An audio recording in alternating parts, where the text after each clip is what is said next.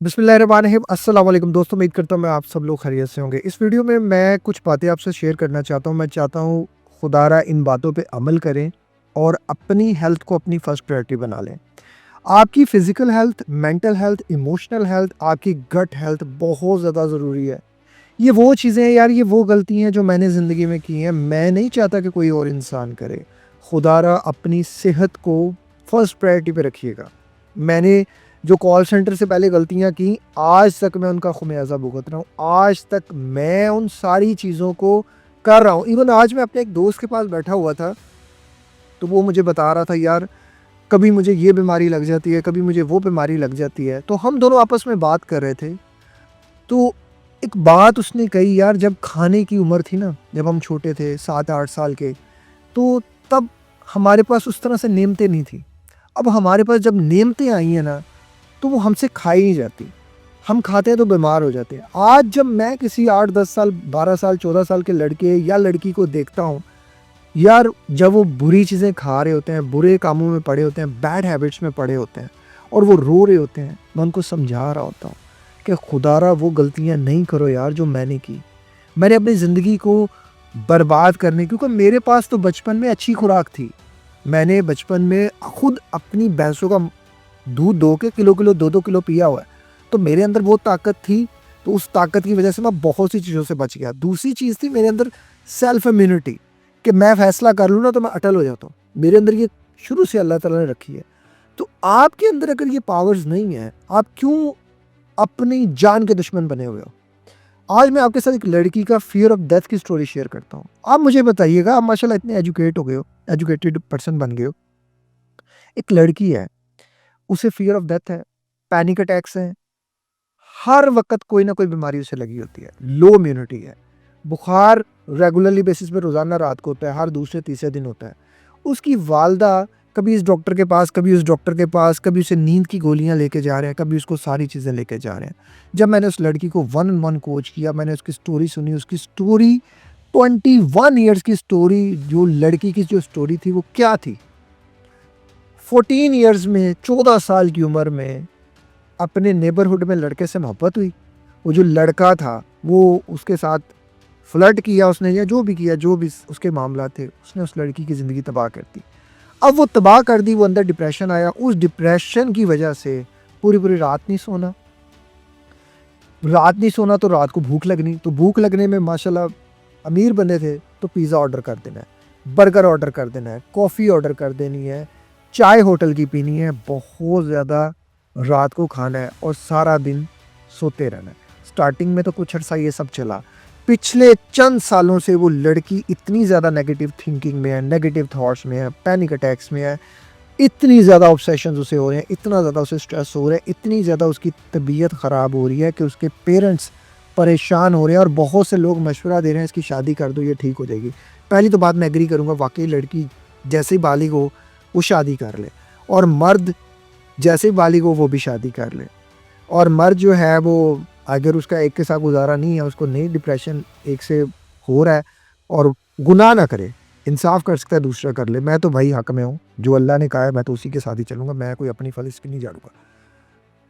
Poor diet है, poor routines हैं, और माँ-बाप कभी इस डॉक्टर के पास, कभी इस हकीम के पास, कभी किसी के पास, कभी किसी के पास। देखो मेरे वाली गलतियाँ ही ना सारी, मैंने भी यही गलतियाँ की। कभी फलाँ डॉक्टर के पास, कभी फलाँ डॉक्टर के पास। ना गोली खानी, ना कुछ, बस अंदर ही होना, एंशियस रहना कि मुझे इससे आराम आएगा, मुझे इससे आराम आएगा। एंशियस ही रहना, किसी बंदे ने पैसे की बाल्टी के बैठ जाना। एवें ही आपका स्टाफ भी बहुत बड़ा छड्डू होता है, ये मैं हकीकत बताऊँ आपको, जो आपका स्टाफ है ना, वो आपकी नफ्सियात को पढ़ लेता है। वो यही होता है, बॉस किसी तरह सीट छोड़े और जाए और हम अय्याशी करें पीछे से। ये मेरे साथ हुआ है यार, मैं पूरी-पूरी रात आउट रहता था। ये बात सच है कि आपके ठीक होने, ना होने से किसी को कोई फ़र्क नहीं पड़ता। लोग आपको ख़राब करने की ज़्यादा कोशिश करेंगे। मैंने जब उस लड़की की पूरी चीज़ें देखी, मैंने उसे एक ही चीज़ कही कि आप सेम मेरे वाली गलती कर रही हैं। आपकी फूड चॉइस इंतहाई गलत है, और ये फूड चॉइस जो है ना, आपको ये सब डिप्रेशन दे रही है। दूसरा, इससे भी बड़ा, आपके अंदर एक इंसान आपके अंदर ज़िंदा है।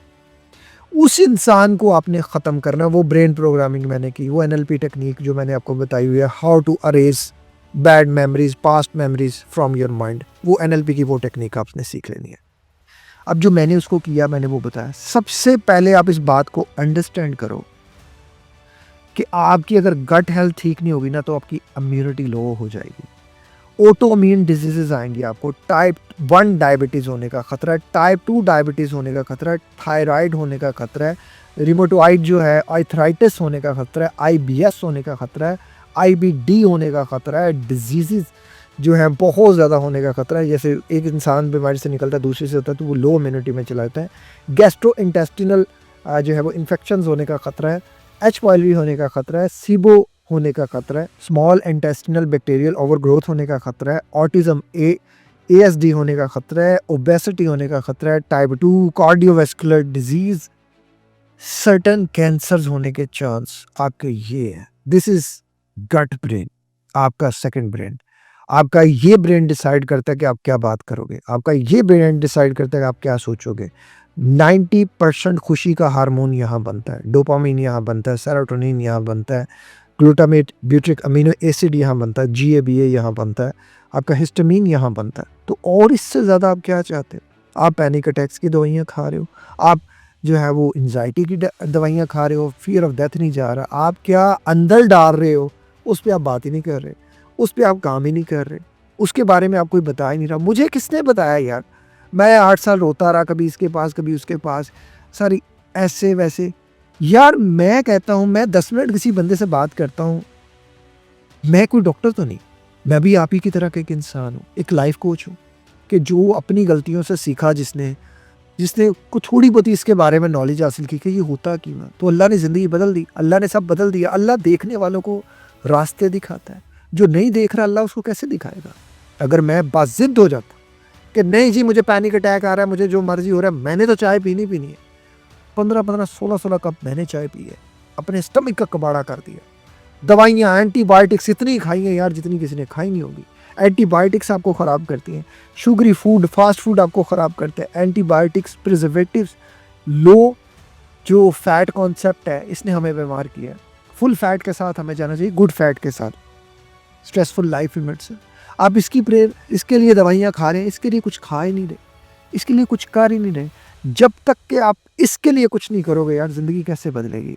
ये 100 ट्रिलियन माइक्रोबायोम से बना हुआ गट है आपका। गट ब्रेन एक्सिस इसे कहा जाता है। वेगस नर्व इससे पूरी कनेक्ट है, जो यहाँ सोचेंगे वो यहाँ आएगा, यहाँ आपका खुशी का हार्मोन बनेगा तो यहाँ खुशी महसूस होगी। हम क्या करते हैं, फुल टाइम इसी को टारगेट करते हैं। मैंने आपको पहले ही 2018 में बता दिया था कि मेरी अंदर जो सबसे बड़ी बीमारी की वजह थी मैदा था, स्टमक था। सेंसिटिव मैं शुरू में था, लेकिन इतना सेंसिटिव कभी नहीं हुआ था जितना मैं ये अपनी फूड चॉइस की वजह से हुआ। Change your food choice. क्यों बुरा खाना खा रहे हो? अल्लाह ने आपको पैसे दिए हैं यार।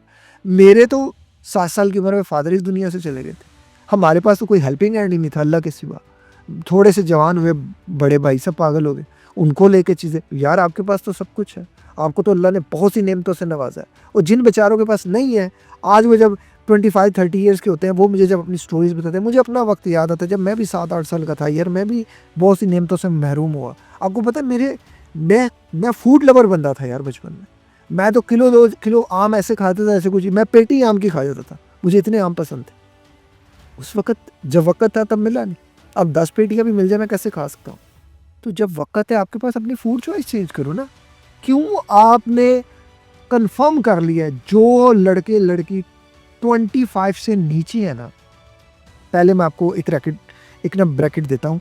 अगर आप 20 से नीचे है ना, तो अपने खाने में शुगरी फूड 30% तक एक्सेप्टेंस कर ले, 30% तक चल जाए, 25 तक उसको 10% पे ले आए, 35 तक उस शुगरी फूड में से शुगर निकाल दें जो वाइट कलर। देखो ये मेरा अपना सेल्फ एक्सपीरियंस है। 35 के बाद आप जो ये शुगर में कार्बोहाइड्रेट्स, खास तौर पे जो रोटी गंदम चावल से आते हैं, इसमें भी आपने ख्याल रखना है कि खाना आपने सब कुछ ये खाना है, आपने रोटी भी खाएं चावल भी खाएं, लेकिन एक मॉडरेट फॉर्म में। मैं पूरे दिन में सिर्फ एक रोटी खाता हूँ, हफ्ते में सिर्फ एक बार चावल खाता हूँ। अगर आप 3-3 टाइम ये सारी चीज़ें खा रहे हो, आपको पैनिक अटैक्स आएंगे, आपकी शुगर आपको पैनिक अटैक देगी, आपकी इंसुलिन को स्पाइक करेगी, कॉर्टिसोल आपका हाई होगा। ये सारे टॉपिक्स मैं आपके साथ वीडियोज़ में डिस्कस कर चुका हूँ। अब क्या है, change your food choice, change your life. अपने खाने को क्लीन करें, अपने ऊपर काम करें, इंशाल्लाह सारी चीज़ें ठीक हो जाएँगी। इस तरह की मोटिवेशनल वीडियोज़ को देखने के लिए चैनल को सब्सक्राइब कर लीजिएगा। अपना ख़्याल रखिएगा। मिलते हैं किसी और वीडियो में किसी और टॉपिक के साथ। अस्सलाम वालेकुम। अल्लाह हाफ़िज़।